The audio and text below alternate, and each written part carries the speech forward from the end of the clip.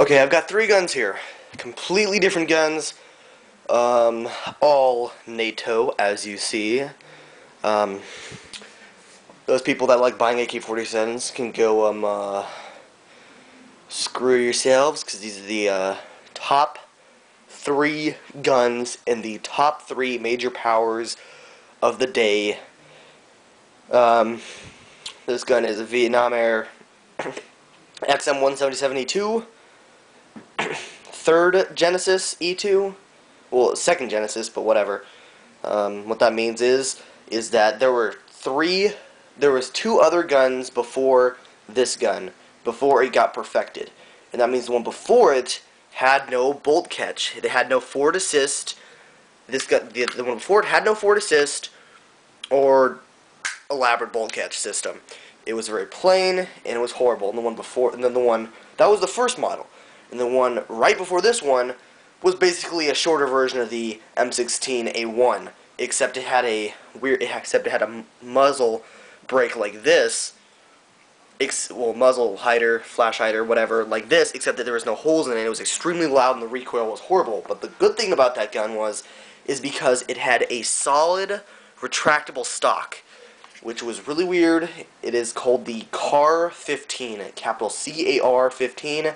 If you get your hands on one, you are one lucky son of a bitch, because those guns can go for $200,000 now.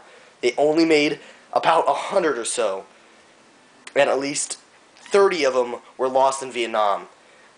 So, if you have one of the original CAR-15 designs, do not sell it. That would be the stupidest thing you could possibly do.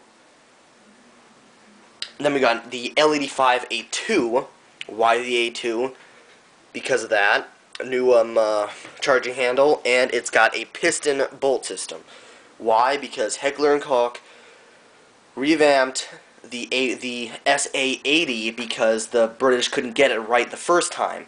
So they sent over their SA-80 or L85A1 to be redesigned, and Heckler & Koch completely redesigned the gun, kept the same form, but they made it better, and now it functions the exact same like an AK-47, except it can get jammed with dirt if there's a whole bunch of dirt in the system, in the bolt system, but so does the AK-47. If you pile dirt inside the gun, it will jam it. So don't think the AK-47 is invincible, because I found out that the hard way. Actually, I did it on purpose, but whatever. Don't judge me. Even though I spent my $800, I spent it the way I wanted to do. Okay, this is the XM8 assault rifle. It is brand new. As you can see, it's completely different design. You can obviously tell the materials are completely different.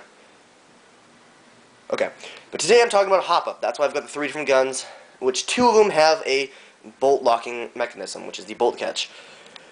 A viewer and new subscriber requested that I do a video on hop-up, because he doesn't know what it is.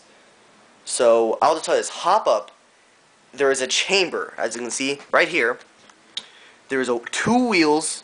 There's a wheel that's flat in the back, you don't touch that, and then there's a bigger wheel that has these engravings on top that are protruding, which you turn right is to turn the hop-up up, left is to turn it down. Okay? But hop-up is basically a piece that it depends on how much is touching the BB, to how much you want to put a backspin on the BB. So it basically determines the power your gun is going to be using to project the BB out of the gun, through the barrel. As you can see, the LD5's is very close. But notice it's flatter more in the back, and that you can see there's two different gears. This is a G&G L85. I'll be showcasing this at the next Blast Camp event, which is on September 27th. I expect a lot of people to be there. Don't be afraid to come up and ask questions about the L85A2 or the XM8. I'll be happy to answer them. Those are the only two guns I'm bringing due to weight issues, because I'm going to be bringing a whole bunch of other stuff that I don't want to be carrying around. And as you can see, this piece, bolt catch, so that you can, check your stuff out and do it in the middle of combat, but I don't recommend that. And then you have, there it is right there, so just see. There you go. Now here is unique. This is the bolt catch right here. It's just basically a little lever. Just pull this back, goes forward. I don't guess for you to slam it back. This G&G L85A2 is an electric blowback. Okay, for some reason I can't say blowback, and it's kind of annoying me now. Okay, there we go. It's an electric blowback AEG. That's why the gun is expensive. But the blowback isn't why it's so expensive. It's so expensive because the type of gun, what is in the gun, and that it has a 2-piece gearbox. So it makes extreme ease of maintenance. Now, I do recommend getting in there, and there's a little latch on the top of the gearbox, or I insist on you guys messing up your blowback, because it uses some of the power that the AEG uses to fire the gun. So so with whatever battery you use, it drains your battery faster, for one, and you don't have such a great rate of fire, and you have a possibility of a little piece that pulls back this part, since it only is plastic, even though it's very high quality plastic, more like a polymer plastic. If it breaks, it'll fall on your gearbox and jam your gun. And I don't expect, plus you don't have to, so that's one bad thing, but you don't have to buy the SUSAT. You don't have to buy the SUSAT and, you know, it's some $500 gun. It does come with standard iron sights, and they work very well. They're right here. It's a carrying handle iron sight, which isn't bad. But I do recommend, see that piece right there? That's the screw. I have noticed you do not twist it up, you twist it down. Okay? So I broke mine off, but you know, it still has the latches there that you can grip it on with as a backup if you do break it off. But I do highly recommend buying the SUSAT. Not the Star SUSAT, the G&G SUSAT, because the G&G has a different rail system than Star, and Star's stuff is a lot more expensive. Okay, now we've got, this goes for the XM8 models and all G36C, Ks, all those other models. Basically, it has a piece right here. Pull back. There we go. There's the hop-up right there. It's a cylindrical hop-up. Also, the same type you kind of see in the M1A1 Thompson series on Cybergun. Basically, it's the same thing. Down, you twist it to the right. It is hop up, twist to the left. Up is hop down. I'm pretty sure. I might have it backwards. Please correct me if I'm wrong. But it doesn't really matter to me. Basically, you want it to turn it all the way up, to whichever way that is, to see how far your baby will actually go. Will actually go out the gun before it starts to curve down. And then you just give it a little more hop up.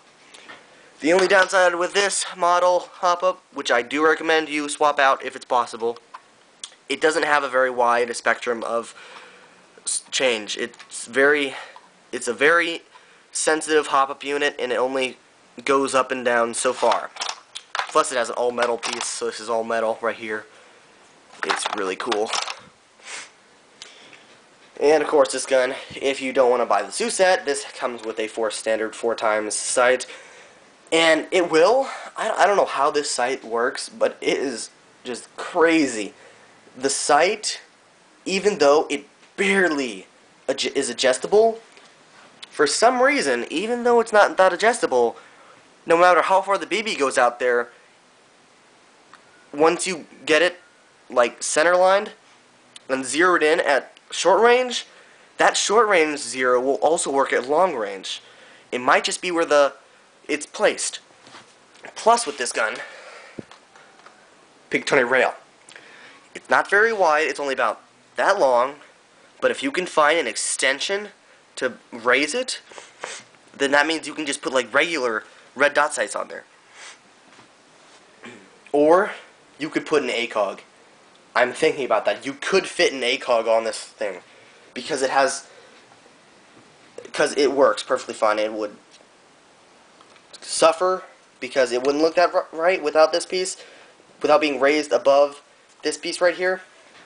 But it wouldn't, you know, you can do it. So that's my end of the section on hop-up.